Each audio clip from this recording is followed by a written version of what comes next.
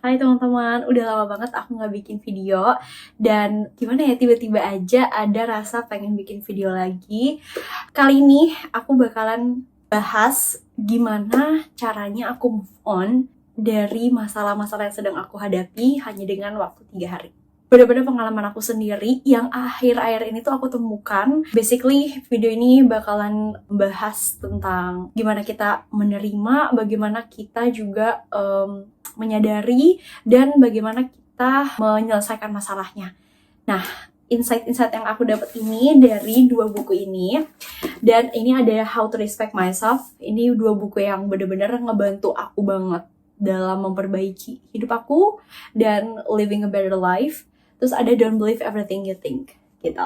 Jadi so let's get into it. Oke, gimana aku move on hanya dengan 3 hari dari semua masalah yang sedang aku hadapi. Sebenarnya aku mau ngasih tau dulu, normal dan wajar banget ketika kita dihampiri oleh sebuah masalah dan kita ini jadi overthinking, kayak pengen cepet-cepet nyelesain masalahnya gimana nih gitu. Dan biasanya karena kita pengen cepet-cepet nyelesain masalah, kita terperangkap dalam pemikiran kita sendiri. Pemikiran-pemikiran yang kita pikirin dari masa lalu atau masa mendatang itu biasanya bikin kita malah jadi overthinking, khawatir, cemas, dan perasaan negatif itu banyak bermunculan ketika kita memikirkan hal-hal yang di luar dari masa sekarang. Perlu kita sadari atau ingat-ingat nih teman-teman, kalau pemikiran kita tentang masa depan dan masa lalu itu gak ada gunanya di masa sekarang. Yes, di masa sekarang. Jam dan detik yang sama di saat ini. Karena biasanya ketika kita sudah memikirkan masa depan dan masa lalu, itu kita nggak sadar kalau kita tuh lagi hidup di masa sekarang. Jam dan detik yang sama. Kita lupa sama semua hal. Yang sebenarnya kita ini baik-baik aja loh, gitu. Coba ya, kalau misalkan kalian ngerasa, tapi kan aku nggak baik-baik aja kak. Oke, ini aku ada pertanyaan buat kalian. Coba kamu pikirin lagi, coba kamu jawab pertanyaan-pertanyaan ini ya. Aku pengen tanya, apakah sekarang kamu lagi duduk di bawah atap rumah atau atap gedung, kamu masih bisa makan?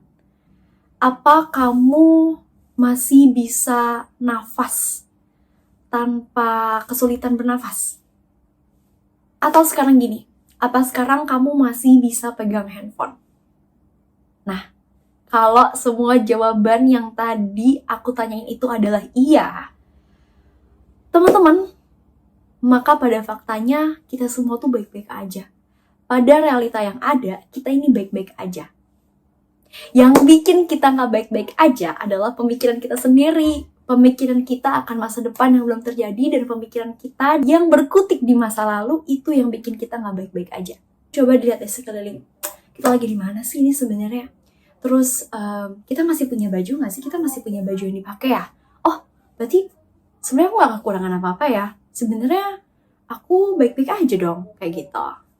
Pokoknya kita harus sadarin kalau sebenarnya pikiran-pikiran masa lalu dan masa yang akan datang ini biasanya menyebabkan hati kita jadi panas, terus kita jadi cemas, jadi anxiety, jadi hati itu jadi panas. Pokoknya rasanya kayak di ujung tanduk. Kayaknya semuanya tuh gak ada jalan keluarnya deh. Nah, kalau misalkan kamu merasakan semua itu, switch. Kamu harus tahu, kamu harus sadar lagi kalau no, ada kenyataannya, aku ada di sini kok, aku baik-baik aja kok, aku masih bisa makan, aku masih bisa lihat orang tuaku, aku masih bisa bernafas dengan nyaman, aku masih pakai baju. Nah, itu bikin suasana hati kalian jadi lebih tenang, oke?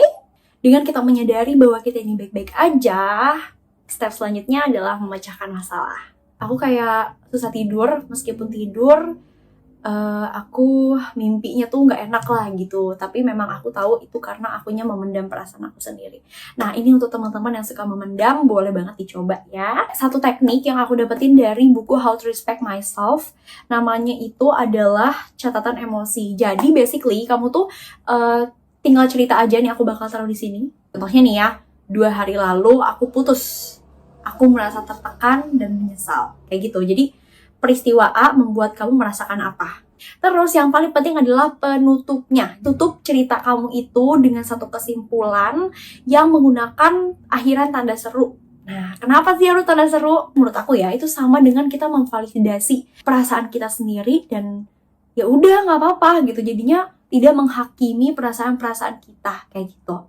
Nah, kenapa jangan sampai pakai tanda tanya? Karena kalau pakai tanda tanya, biasanya nanti bakalan overthinking lagi. Contoh kayak, kenapa ya aku kayak gini? Kok aku bodoh banget? Kenapa ya? Nah, itu biasanya malah bikin kita terperangkap lagi di kesedihan lagi nih, atau menyalahkan diri sendiri. Makanya dihindari ya tanda tanyanya, kita pakai tanda seru aja. Nah, kalau misalkan kamu udah buat, nah ini aku bakal kasih tau lagi satu teknik yang benar-benar bisa ngebantu banget sih buat tambahan, atau misalkan kamu mau pilih salah satu di antara teknik ini pun oke.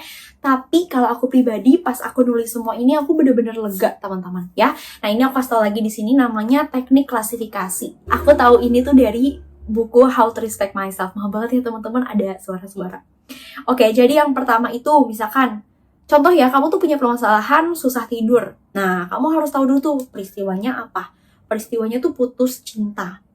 Terus pemikiran apa yang ada gitu. Pemikiran apa sih yang kita pikirin? Nah, itu di situ aku bilang, apakah tindakan aku benar? Aku bodoh. Aku bilang kayak gitu. Apa adanya aja. Kalau misalkan kamu ngerasa kayak gitu, silakan tulis.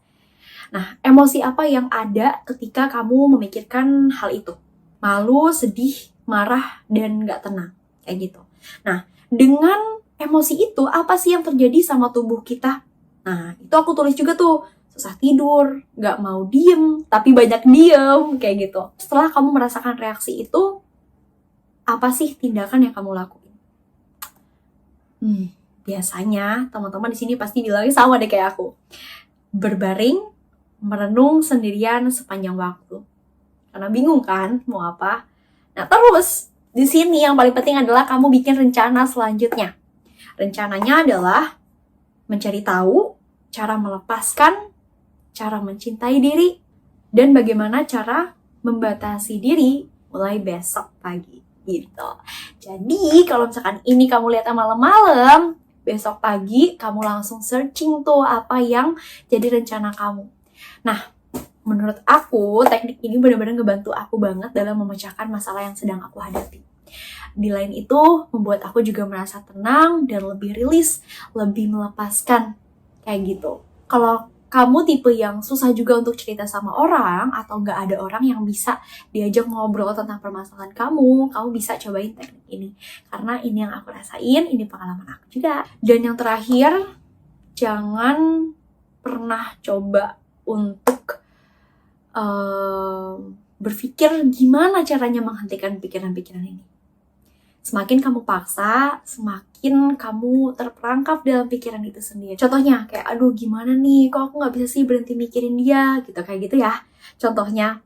Atau misalkan gimana nih caranya untuk ngilangin overthinking. Pada kondisi seperti ini, aku lebih menyarankan teman-teman untuk sadarin aja. Oh, ada ya pemikiran ini. Oh iya, aku lagi mikirin ini, gak apa-apa. Hanya sadarin bahwa pikiran itu ada, tanpa harus dijudge, tanpa harus dihakimi, tanpa harus dikomentarin. Itu ngebantu aku banget, jadi gak lebih banyak pikiran lagi, gitu. Nah, ada lagi tips-tips dari aku sendiri, sering-sering melakukan aktivitas yang kamu suka, yang kamu nyaman. Contohnya, aku pengen seharian ini baca buku aja deh. Karena dengan baca buku, aku jadi fokus ke buku, bukan fokus sama pikiran-pikiran aku. Dan secara natural, kita jadi gak mikirin apa-apa. Nah, yang paling gampang adalah atur nafas kamu. Kayak, ini nafas aku udah benar belum ya? Kayak gitu. Karena dengan kamu bertanya, ini nafas aku udah benar belum ya? Itu dengan natural, kamu tuh memutus pikiran-pikiran kamu sendiri. Kamu jadi gak mikir yang lain, tapi kamu aware sama nafas kamu.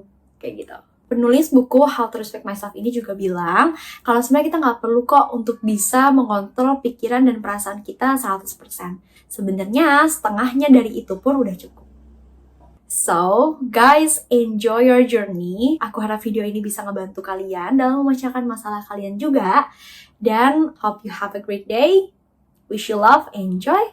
Bye-bye.